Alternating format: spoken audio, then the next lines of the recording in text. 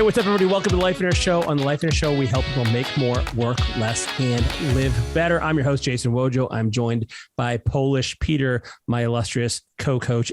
Co-host, not co-coach. That would be kind of cool too, though. Well, yeah, we thought about it at one point, but then I'm like, I was like, I can't deal with that hairspray. Yeah, my lungs. See, look, that is right there. I mean, how would people deal with that? The students, I mean, that would not be happening. That's it is what it is. They don't have to deal with it yet. Dude, we got a super fun episode. And listen, we're going to talk about franchising, right? And I met this guy, Eric Estes, at a networking event my buddy Joe put on. And I feel like franchises are an amazing vehicle for the right person, because especially with COVID, how our workforce, our typical employment path has been really disrupted. Somebody may not feel like going off and recreating the wheel or going out on business with and starting from scratch, and so a franchise may be a good vehicle for them to gain some financial independence and do what they love. Yeah, so me and Vojo started having this conversation with Eric here and asking all kinds of different questions to kind of pour some of these things out of him to help you, the listener, see, is this a good fit for me? Should I go in a franchise business? We asked the question, like, what are the biggest mistakes that people are doing? And some really good answers on that.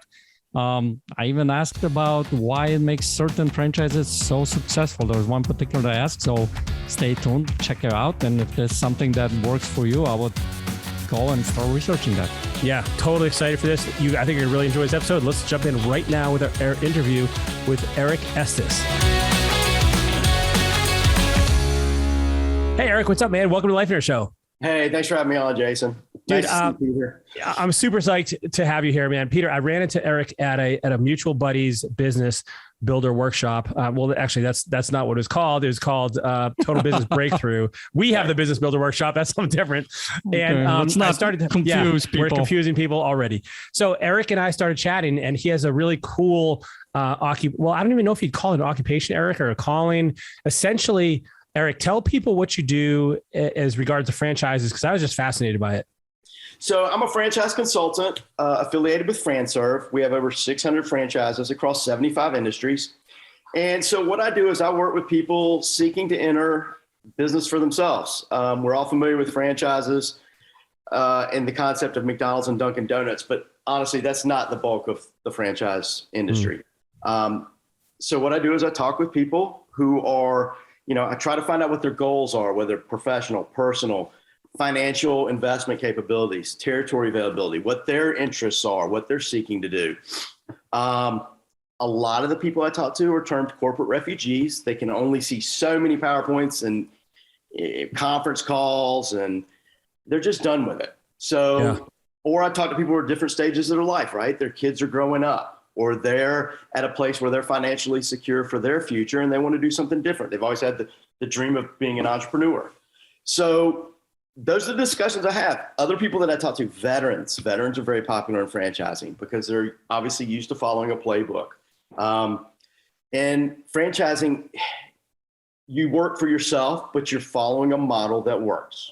And investing in franchises typically is a better outcome than just starting from scratch. And finally, the other people we do talk to, sometimes I talk to people that are quite well off and they want to diversify their holdings, right? They want to own some businesses and put people in place to run them. So let's just back up here. So I love that you used the word franchise consultant, because the first thing I said to you, I said, "Oh, you're a franchise broker." You're like, "Well, no, not exactly." And you corrected me, because what I heard from you is there's a very specific type of person that has a very specific skill set, goals, financial situation, stage of life, all these different criteria that you are matching on based on what they want and what they have with a franchise that you feel would be suitable for them. Is that accurate? Absolutely. Okay. Right. Nothing happens without a discussion. And when I think of broker, right, I think of financial broker, right? Yeah. So you go and buy a Apple stock tomorrow, it's brokered somehow, whatever. Or you buy a car, it's brokered. This is much more discussion. It's kind of like insurance, right? When you bought your house insurance, your agent probably broke down 100 different ways to do it. very much the same way. It's a discussion. When you buy a house, you tell the realtor, hey, I want 3-bedroom, 2-bath. I want at least an acre. I want an HOA. And they run a query, and you want to live within 10 miles of where you currently are. And you start looking, and that's how it works. It's really based on discussions, and you learn a little something every time you have a discussion. So I'll tell you, man, I see when I fly, I'll see in the Sky Mall magazine some sort. At some point, they must be a couple because they talk about, oh, we're these franchise experts and we help people get these franchises, blah blah blah. And I always thought it was interesting that franchises are, and I can see why franchises are appealing to a lot of people.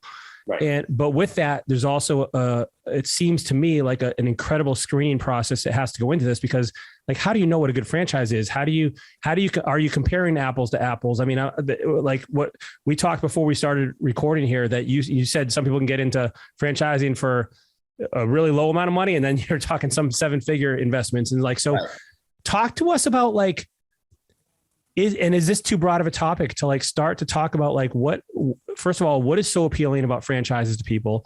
And then how do you start to actually know which ones are like, how do you know like where to start? Okay. So why are franchises appealing to people? We all know franchises. We've been going to them for our entire lives. A lot of people don't even realize businesses are franchises. A lot of times they have no idea that a business is a franchise. Without question, when you look at the numbers, success in franchising from an investment standpoint ends up typically better than starting straight from scratch. We all know that businesses fail. I mean, that's part of going into business for yourself. But what you're trying to do is mitigate the risk. So you follow a proven pattern. Now, that said, you brought up another great topic. Look, there's about 4,000 franchises. One of my jobs is to narrow it down. It can be so broad, overwhelming. You would never say to a realtor, hey, I want to buy a house. Well, you live in North Carolina. Do you want one in California? It makes no sense. So you narrow it down. It's kind of the same thing. How do you find a good one? Like that just seems like, I know that's a tough, I mean, I just threw something at you. It's like, it's like probably talk 8 hours on. Yeah. So what I would say, how to find a good one. The best thing I can do to recommend is to find the right fit for you. You probably know people that interviewed for jobs over the years and took them, and literally within 30 days were like, I cannot believe I went to work for that organization because I don't care how much money I'm making. It's just a bad fit. Mm-hmm. Franchising is the same way. You want to make sure it's the right fit for you. I mean, if you're very sales oriented, very independent, you sure wouldn't want to have a franchise where you're totally leading a team all day and it's very, pattern oriented. Salespeople oftentimes are very adept and quick on their feet, but are very used to being on their own. But the team in the background to assist them, perfect. Somebody who is very structure oriented may very well love and has been in a team environment for a long time, may very well want to lead a team. So it really depends on the characteristics. And so when you say find a good franchise, it's really about finding the right fit for an individual or people, because a lot of times it's couples that are involved. Okay. So what are some of the first questions you're asking somebody? Is it, hey, how much, what industry are you thinking of, or what are some of the questions or areas of life people need to start looking at if they're going to look into this? All right. So a couple of things I always say. First thing I say is, tell me what you're looking for. Are you looking for a specific franchise? Because sometimes they reply to an ad. Are you looking for a specific franchise? Are you looking at that industry? Or are you just looking? So based on that answer is where I go. The other thing I always like to ask people is, tell me about yourself. Mm-hmm. Because I want to know what their career background has been and what their family background has been. So there's a big difference between somebody that has a 6 and an 8-year-old versus somebody that has a 20 and a 22-year-old. Somebody that has, 25 or 30 years of experience in the corporate world versus somebody that's, been out of school 4 or 5 years, or somebody that's leaving military life after 20 or 30 years. So that's kind of why I want to know a little bit about what they're looking for. And then of course, territory availability. Popular areas, Charlotte, Raleigh, Atlanta, Orlando, Tampa, places in the Sun Belt are growing a lot. Territory availability does become more limited for some franchises. And those are discussions I have. I talk to somebody a couple times a week who's relocating from the Midwest or Northeast to the Southeast. And so, where do you want to live? That's an important topic. Do you think, do you recommend that someone has a franchise close to them? Typically, yes, unless it's 100% absentee model. Okay. Are those day to day, day in and day out, 95% of them, you need to be right there. You do. Okay. And then you can, as you grow your business, you can transition out, just like, you reach a certain point where you're able to put people in place to help run it. And, you may expand your business yourself. So, but at the beginning stages, like expect to be kind of like an owner operator, like you're in there, you're in the trenches and for the most part. Yeah. For the most part, that's how it should be. Okay. Okay. And, so when somebody is starting down this journey and I'm imagining in my head, I'm thinking, okay, so on one side of this, the pro con argument here, you got a proven blueprint. And I guess there's some variety there on how long, like for instance, a model that's been very well documented, has been around for 30 years, is probably pretty stable versus someone who's, a 2 or 3 years into a franchise model. Maybe there's some difference there. I don't know. We could talk about that, but so on one side you have a blueprint, you have a recipe. On the other side, you're probably, and correct me on any of this, man, because I'm relatively uneducated on this. You have some guidelines that may prohibit you from doing some things you want to do, but it's because they want you to stay within the model. And so there's a little bit less liberty and autonomy in terms of choices. And then you have I guess, is it on some sort of payback on a gross revenue scale? And that's what you pay back to HQ. Is that how that works? So that's yes. Another broad question. Yeah. Yes, no, yes, maybe. That's a big question. It's a big comments to add on. All right. So revenue model, let's start with emerging brands, which are things you may not be familiar with at all. Right. And then you have franchises, which are very well established. Very well established. McDonald's. We've all seen the movie with Ray Kroc. You have emerging brands. 20 years ago, Dunkin' Donuts would have been considered an emerging brand. Mm-hmm. So you got to start somewhere. One of the things that emerging brand technology changes too. So we got to think about it in that concept. If you would have told me when I was 22 that the payphone would have been gone, I never would have believed you. I find a payphone today. So you got to look for organizations that are adapting to the environment that we currently live in. So for an established brand that doesn't change and move, they're gonna struggle, right? Blockbuster. We used to have the Blockbuster bowl games. They're not even in business anymore, right? They had the opportunity to buy Netflix and they missed it. That applies to franchises as well. There are brands that if they're not evolving and growing, they won't be here. So this is what I mean by established brands versus emerging brands. Now, of course, emerging brands have a little more risk associated with them because they are newer.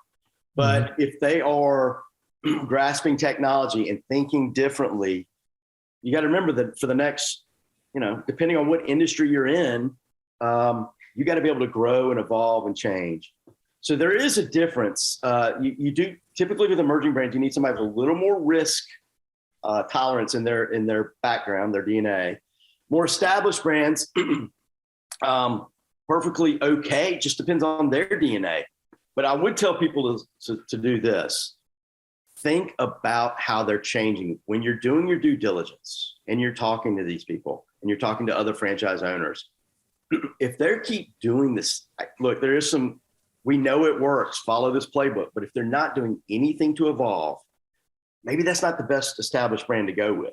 Now, emerging brand, if you are by personality, not the biggest risk taker in the world, yet you do want to go into business for yourself, I don't know that an emerging brand is right for you either, but they're right for somebody. And so that's part of the discussion that you got to go through. And then how do you pay back? Every franchise has a little bit different take on it, right? You pay a franchise fee, username, image, likeness kind of thing. Then of course you have your monthly fees or royalties. Everybody's different. There's no industry standard on that. That could be things like SEO, for people that don't know, search engine optimization. That's a big deal, especially in today's environment. the use of technology, right? Some things are really app based. How much background in the marketing they're going to be involved in. If digital marketing drives the show pretty much these days. So it depends on how much they're investing in it on your behalf. So those are all part of the discussion that I talked about right off the bat. Those are all discussion points that come up. Yeah. Well, I find it interesting as you're talking about the established versus emerging. I'm thinking, okay, this sounds like almost like a blue chip stock versus a newer company that's on the cutting edge where maybe it doesn't have a track record, but there's a potential upside that it isn't present necessarily with the established. If just because they've been around forever doesn't necessarily mean they're continuing to adapt. So due diligence is absolutely required. So when somebody is doing due diligence now, whether they're going through someone like you or they're trying this on their own, and by the way, what percentage of people do you know, like just roughly, try to do this independently, and what percentage of people would you say use a service like your own? Gosh, that's a great question. I don't know the answer to that. Okay. I will tell you, one of the things that we're compensated like realtors. We're not that. The people that are using our services don't pay us directly. We're paid by the franchisors. Just like when you work with a realtor, they're not paid until you purchase a house. So the key is to find the right fit, right? So you would never, it may take one time, it may take 10 times, but until you find the right fit, that's our job, is to help you find that fit. Now, I don't know the percentages, and I'm sure there's some studies out there, and I wish I knew, but one of the things that I always tell people, look, you can do it on your own. I'm a perfect example. I started out on my own, and along the way, I ended up knowing a franchise consultant, and that's how I am where I am today. But it's a sales term, reduce it to the ridiculous. You start here and you funnel it down. So it's not so overwhelming, because if you just type in franchise on the internet, yeah, oh man, good luck. Yeah, exactly. Right. I mean, it's just overwhelming. And so, if I'm looking at something I have literally no ability or financial capability to invest in, I'm just taking time away from me. Whereas, hey, kind of given my background, certain franchises make way more sense. And that's the same way for people. And so based on those discussions, just like when you talk to a realtor, I know kind of where they're going to start finding interests, and hope you're just making the process quicker. So do you, and so by the way, like that never made sense to me when somebody doesn't use a realtor. Like, why not? It doesn't as a buyer, it doesn't cost you anything. And this is someone who can plug you into the market, and they should know and have some expertise in what you're looking for. Like, why wouldn't you, it doesn't cost you anything. Like that doesn't make sense to me. Do you want to live next to a junkyard? No. I mean, yeah. Filter, right? Yeah. Right. So, I mean, yeah. So I imagine, and so you mentioned a couple populations that really seem to gravitate towards franchises. Do you have any, like as a consultant, like what kind of patterns do you see in people? Like, I guess what I'm wondering is, like, do you see certain things over and over again in your buyers that typically tend to steer you towards certain franchises? Like, hey, gosh, this ABC franchise over here, because of these reasons, is very appealing to a lot of my people. I guess what I'm asking is, like, what are some of the common factors that people really seem to gravitate towards when it comes to the selection of franchises, or is that just too broad of a question? Here's what I'll say in general. It seems like senior care, every week I spend probably more time on senior care and things that are what I would call blue collar environment, but from a white collar perspective. What does that mean? Restoration is popular. Home service businesses, right? Things that you would need done at your house.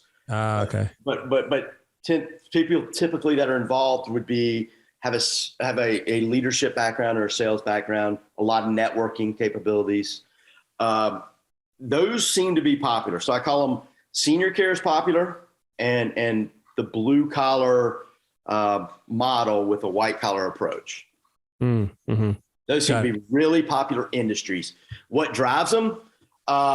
Senior care is driven by people that tend to be more mission driven. There's a purpose. A lot of people from healthcare want to get into that, or people that they're a little bit older and maybe they've experienced something in their lives with their parents, grandparents, aunts, uncles, because they want their families to stay at home. And they want to be the driver of that experience by investing in their own senior care. And then the blue collar environment, look, the reality is right now, if you can get physical labor work achieved around your house or your commercial property, that's a win. I mean, we all go around and we all know people that need work on their houses or need work on their businesses. And so certain people are really drawn to that.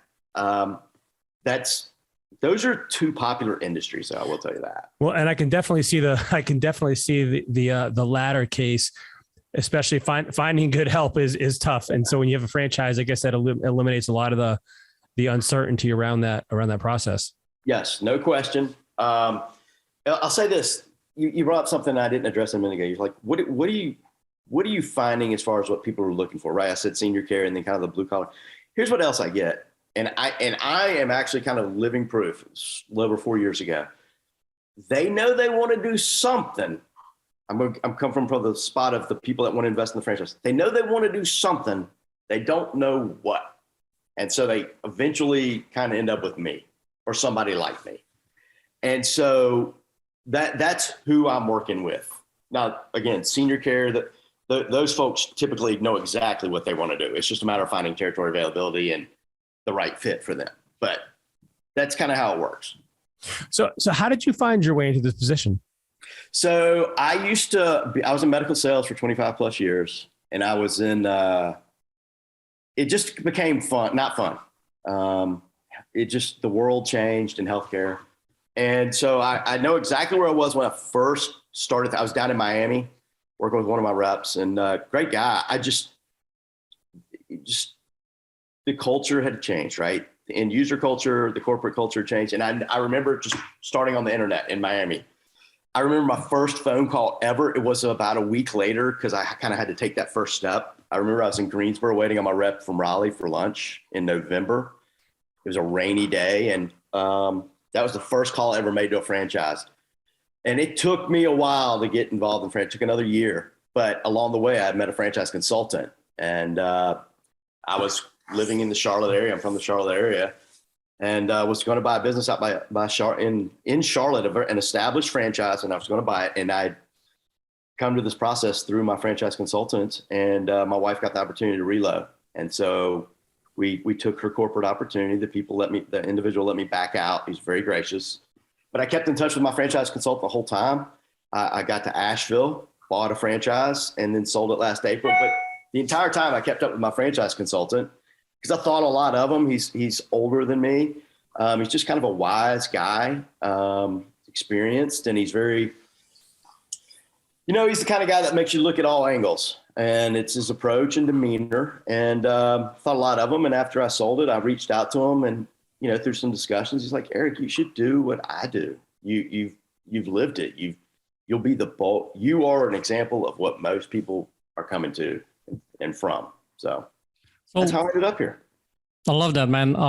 As you were talking, the things that are coming through my head is, so you make sure that you figure out, quote unquote, in a way, like their vision. Mm-hmm. What do I want to do kind of a thing? And you look to align them with a particular franchise that's going to help them, quote unquote, live that vision.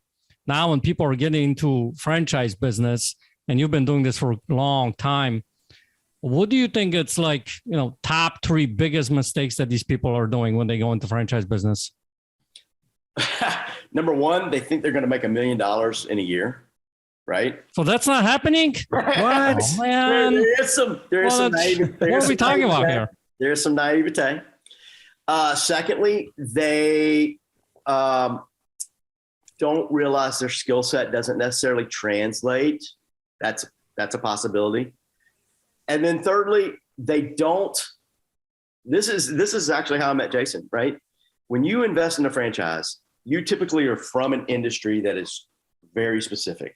Mm-hmm. You know the people that you work with in that industry forever. Well, when you go into franchising, if you've opened XYZ business, all of a sudden there's something called networking that you may not have done, and you're not used to that. You've got to broaden your horizons, get to know people you never would have known before. I used to always like to say, get comfortable being uncomfortable.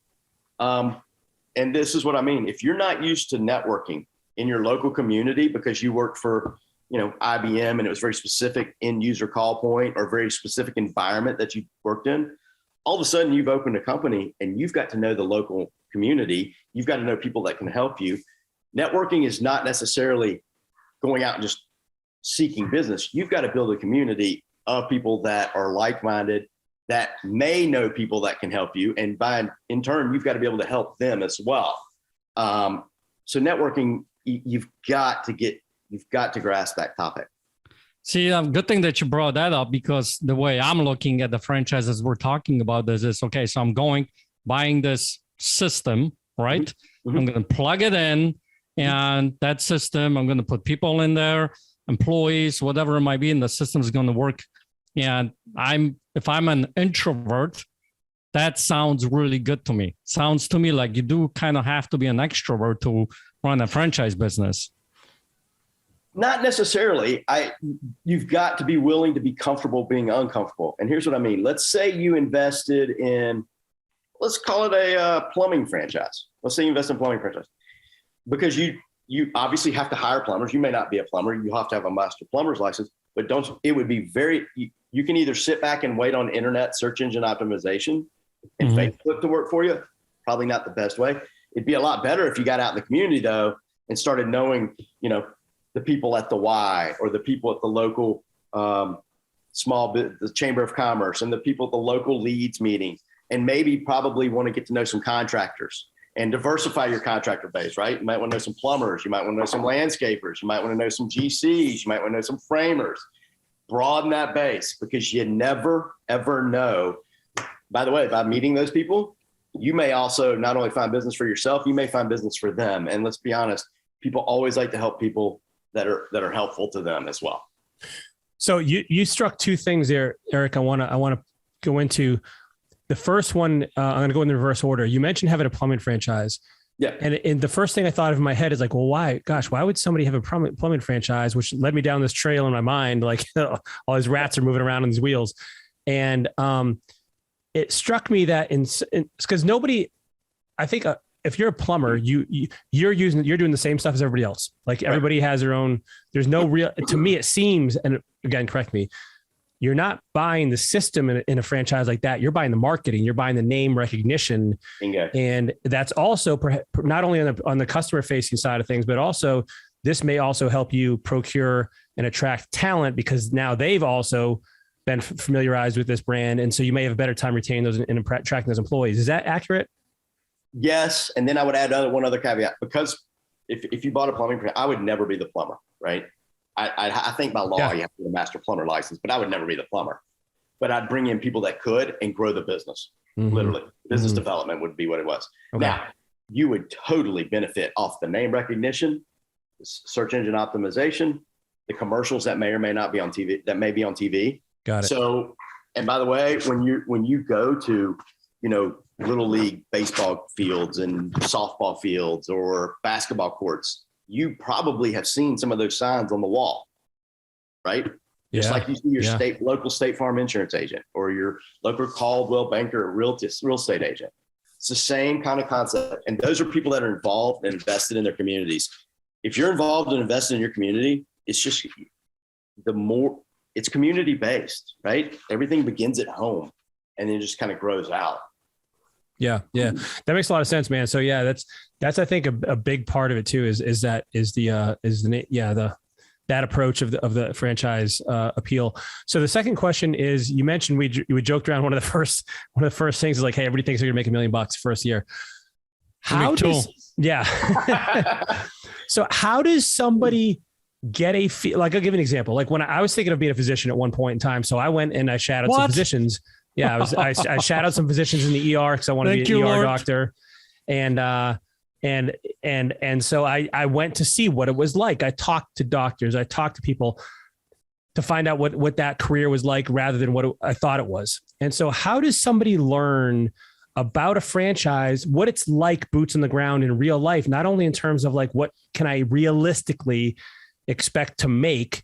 And are people honest with this? Number one. And then two, like the actual workload and involved and what I can expect to put into this business. And I'll tell you so Peter and I, we were in Life and Air. We're real estate investor heavy. We probably have 70 to 80% real estate investors and a bunch of small business owners. But real estate investors by nature are fairly open with like numbers and what they're doing and they're sharing. And how do you do that with a business? Like, where do they find that information? Like, because clearly, like they probably want some of that information, but yet the franchisee, I'm guessing, may or may not be too open to sharing like real life stuff with people. Like, what does that look like? So that's actually a great question. So when you're going through your discovery process, eventually, if you're going down the path with a franchise, at a certain point, you'll sign off on some information. You'll receive what's called a franchise disclosure document, FDD. They have to be a franchise. You've got to produce one. It's a regulation. There's a section in there called Item 7, which would be how much you invest. And there'll be ranges, right? It obviously costs a lot more in Long Island than it does in Columbia, South Carolina. So there'll be ranges for your investment. And then there's a section in there called Item 19, which is what you can make based on the percentages of people that are invested in the franchises. So it might be the top 25 make this, the top 50 make this, the top 10 make this. Everybody does it a little different. Only roughly about 50% of the franchises do it. So not all of them do it. But when you're going through your discovery process, a franchise will never say, oh, you're going to make $182,000 year 3. They'll just never say that. What they'll do is they'll give you ranges. When you're going through your discovery process, you'll reach out to franchises in the system, and you'll start talking to them as well. If something's going right, they are sure going to tell you. If something's going wrong, they're sure going to tell you. There's nobody that says, well, I'm doing okay. Nobody says it like that, right? The other thing I would say is, hey, set up a visit with them. Set up a visit with a couple of local franchises if they're willing to do it. So, if they're not too far away, go spend some time with them, kind of see what the day in the life is like. Now, obviously, depending on your business model, it's hard to say. I mean, if you're got a retail space, you're going to be required to be in there, a chunk of the day, versus if you're, out and about and the networking all day. It just depends a little bit on the environment. But that's all part of the discovery process. There's nothing that says it's got to be done in 2 weeks. It's not really how long. It's not really how it works. It typically takes several months. So it's on your timetable for sure. Because as I said early on, the thing to do is to make sure it's the right fit for you. Because you're going to have to, even though you don't work for the organization, you do have to work.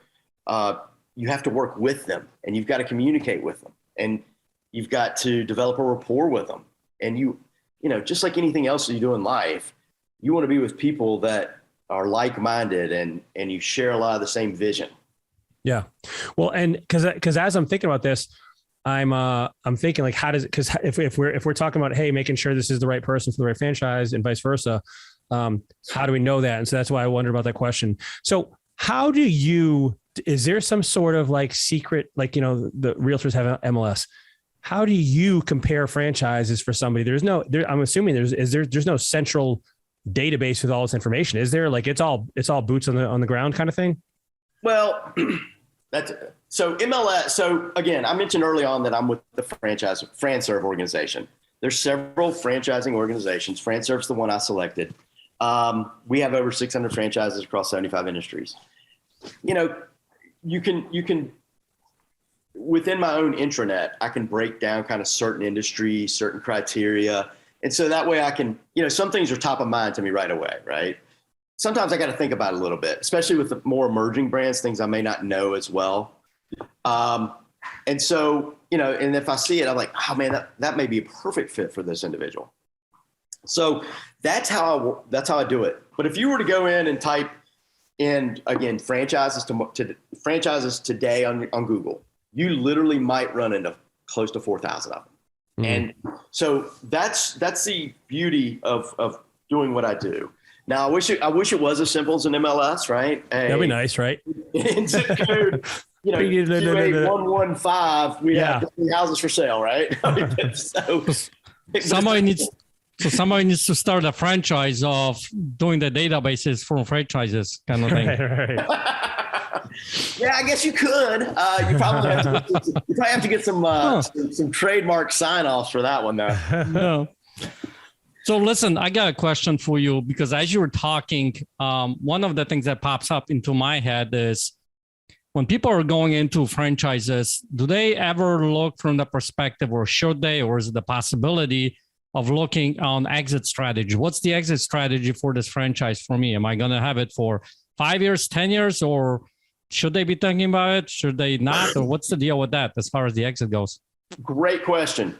So it actually, sometimes it usually comes up pretty early on. Hey, what are you looking to do? Right? What do you see? What are your goals? It is not uncommon for me to hear, hey, maybe pass it on to my kids. So I hear that one fairly regularly. An exit strategy, it could come up during the whole discovery phase. And it's a question that you should ask. I would tell people, hey, ask the other franchises kind of what their thinking is. How have people done it in the past? Does it align with kind of how you want to do it? Now, if you just want to grow it 5 to 7 years and sell it, perfectly cool.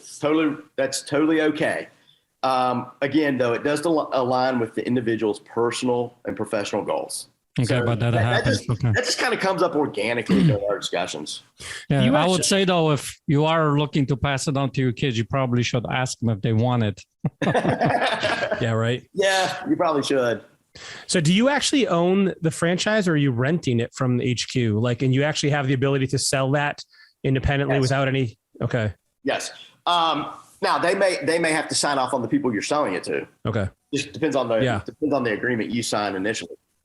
They would never, you would never want to sell a franchise to somebody who's got a checkered past, right? I mean, yeah. They do background checks in the whole 9 yards. So, they'll have to sign off.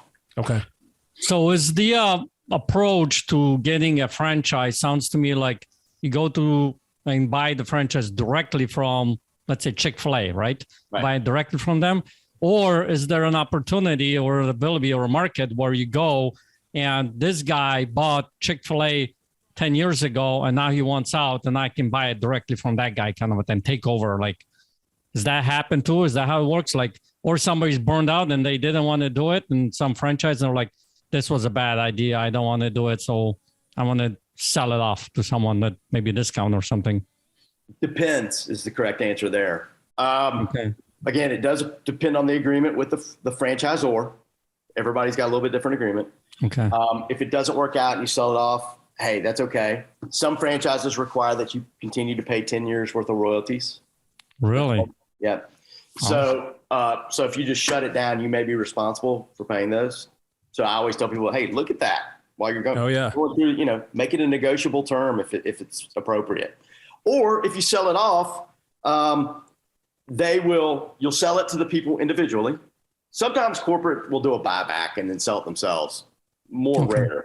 But if I sold a franchise to you tomorrow, you and I would have the transaction, and then they would sign off that you were an approved franchisee, because they have to want you as well. And you got to fit with their culture. Again, I talked about background checks. They wouldn't want me to sell to somebody that's not aligned for success for them either, and that does not match kind of what they're wanting to do either. So it's a little bit of a two-way street. Two-way street, yeah. That makes a lot of sense. Eric, the people, as I'm listening, I'm like, man, if I was going to develop a franchise, I would talk to Eric, because he probably knows the kind of terms I should put in there and what to look out for and what agreements might look like and common things. And like, has anybody ever done that? Have you ever done that with anybody? So those are points that I bring up, right? I do recommend they talk to a franchise attorney, not just a corporate attorney, not just a business attorney, a franchise attorney, because those people only deal with franchises and they've seen all the various contracts, right?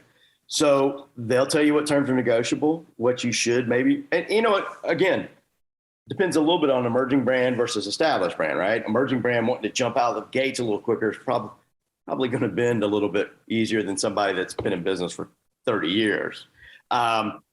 But those are things that are important to discuss, but I would recommend you speak with them. Got it. Yeah. You're making an investment. That's the best way to look at it. You're making an investment. It's not like you're buying a shirt. You're making an investment. And that's the way to look at it. So what are we forgetting to ask? I know we're running out of time here, but I'm wondering, like, what are some things that you think are important for people to know in the selection criteria, the evaluation, or the process of looking at the franchises more? What are we not asking? You've hit on all the topics. First thing I would say is, look, make sure it's the right for you, fit for you. Don't invest in a franchise if it is sales oriented. Don't invest in something with a sales background, right? So make sure it's a good cultural fit. Make sure it's a good skill set fit. Make sure that at the end of the day, when you sign the contract and you give them a check, funding. That's something we have not talked about. Funding. Look, there's different avenues for funding. We all know the Small Business Administration. You could go to the big banks are not probably the easiest people to work with on this. So make sure you know your local banks, your local small credit unions. The other thing I would tell you is franchise consultants like myself, we do work with various lending partners. If you were to open Entrepreneur Magazine tomorrow, you'll see these lending partners in there. They're all well known in the franchising field. All the franchises know them. It's just a matter of, it's kind of like a mortgage broker, right? You buy a house, you work with a mortgage broker. They all generally offer roughly the same thing, but hey, whose process is easier? Who do I like personally a little bit better? Which makes sense to me more? And there's different ways to finance, right? It could be lines of credit, it could be outright purchase. Yes, some people can just stroke a check. There are people that would do SBA Express loans. There were people that would take their retirement accounts and form a C Corp and do it that way. People like that, as lending partners, they know how to handle that. My job would be to put them in touch with those people. Make sure it's a fit for them, as well as know your make sure you know your local bankers as well. That's important too, because somewhere down the road, you may need additional financing. Yeah. That's great. That's a great question. Peter, did you have something you wanted to add? It looks like you. No, I'm just listening to it. And one of the things that keeps popping up for me is, all the different franchises that are out there. And I know I asked you this at the beginning. I think there's a big lesson that we can all learn when it comes to investing in franchises is, the question, why is Chick-fil-A so successful? Why is that drive-through never empty? And you brought it up at the beginning. And I think it's an important thing to, why do you think that is? So their culture at the corporate office, the people that they have as their franchisees, very similarly cultured. Their cultures align, right? I mean, you're right. I don't care I used to travel a lot. It doesn't matter what city or town you're in, they're packed. And they've managed to stay focused on their model. May I have some ketchup? Yes. Thank you. My pleasure. Right. Every Chick-fil-A, when you say thank you, they say my pleasure. That's right. Typically they hire 16-year-old kids, right? I mean, look, when you think 16-year-old kid, you're thinking like hat backwards, long hair, right? Maybe plays sports or is on a skateboard or something. But those same kids can be taught, right, to say my pleasure. And so when the secret's in their sauce is their culture, and that applies to all franchises. And there's some right off the top of my head that I think to myself, man, they've got a great culture. The people, and you guys know them. I won't get into specifics here, but you've seen their signs, and you'll be like, oh, that was a franchise. I didn't know that. And their culture, when you speak with them on the phone or you go to visit their office, you're like, wow, they're really. I get why they're growing. I get why they're doing well. Yeah. Yep. So treating customers right, and going over and beyond, and that culture. Well, and employees, I think that makes a big and it's from top down. Yeah. Awesome. Well, hey, Eric, I want to wrap this up, but I really want to thank you for spending time with us. How does somebody learn more about this process and want to learn more about you or your services you provide? How do they get in touch with you? So look, I'm active on LinkedIn. Eric Estes, right? But LinkedIn's become a really popular source for people reaching out to me. Okay. So that's big. or they could just hit me up on LinkedIn. My information's all right there. The name of my company is Brook Forest Franchise Consulting. Yeah, where did Brook Forest come from? It's the name of the road I live on in Nashville. Very creative. Make that a franchise. And then I found it. I know an artistic guy drew me a cool little logo, but that's it. I'd love to chat with people. There's no financial obligation to them. My goal is to help people find the right fit for them. Awesome. Well, thanks for your time, Eric. Hey, thanks for having me on, guys. Peter, I have an idea for a franchise for you. Let me guess. Has something to do with hair. It does. It has to do with, it's going to be a mobile men's hairspray service where they show up at your door, they hairspray your hair, and then they leave. Okay.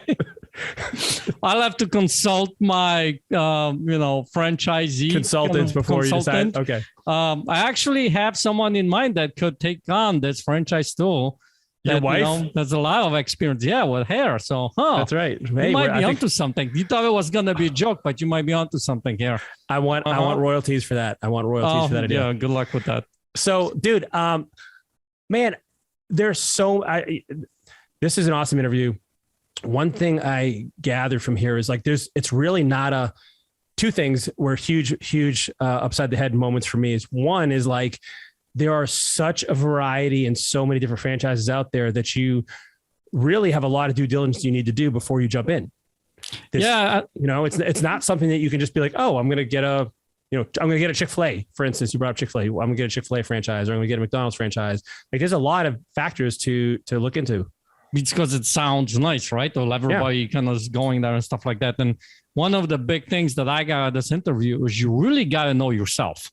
Yeah. You got to know, like, what kind of a person am I? How do I, relate to different people and being networking and things like that? Because that is going to depend what kind of a franchise you should be looking into. And I think a lot of times when people are not, successful in franchises or any business for that matter, because they don't go into the understanding of knowing themselves, what kind of person they are, who they need to become to run this thing. And someone like Eric, I think, helps them kind of pull some of those things out to be able to figure out, okay, this would be a good fit for you or not so much.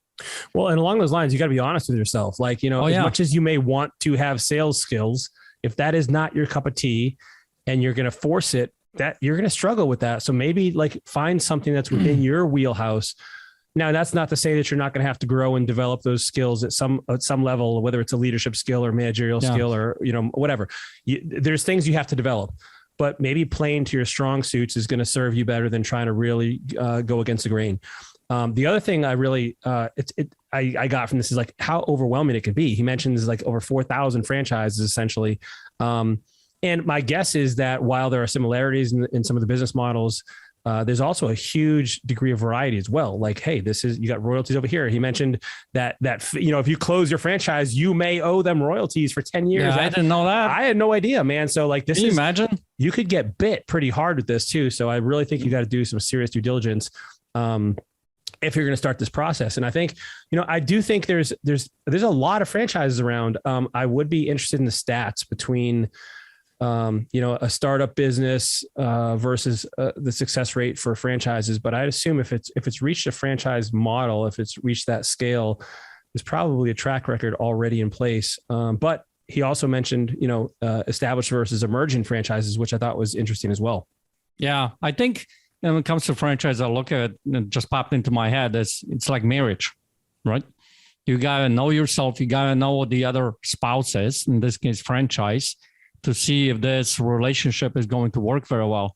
And I think that due diligence period is so important to be able to go and figure out, is this a good quote unquote marriage? Because whether or not you're going to have an exit strategy, you mentioned maybe, passing it on to your kids. You got to know about, I see like you got a joke coming. Yeah, I have a big joke coming with this one. So do you have an exit strategy, Peter, that your wife needs to know about? There is no exit strategy, right? So you got to know that, right? Okay. And hold on, are you saying you should only have one franchise? I'm curious how that plays into this. Well, yes, only one franchise. Okay. You walked right into this, buddy.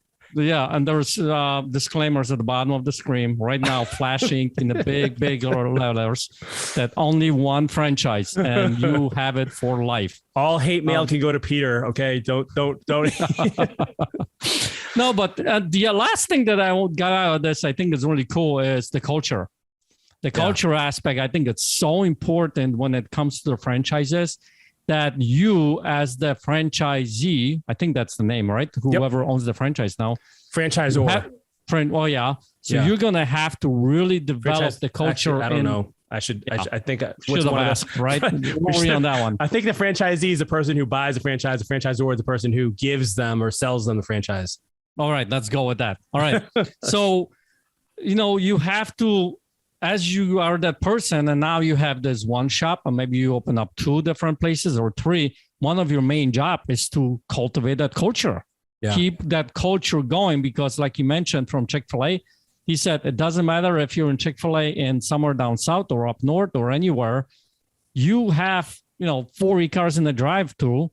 That's a culture thing, right? And how every single person responds to you. So you're going to have to work and make sure that the culture gets permeated throughout all the employees, throughout your stores and things like that. And I think when you start doing that, that's a completely different way of looking at it. And one other thing that we didn't talk about, I should have asked, is it seems like a lot of people I know have multiple franchises. It seems like a lot of people I know they'll have, and it's the same franchise, but several locations or several different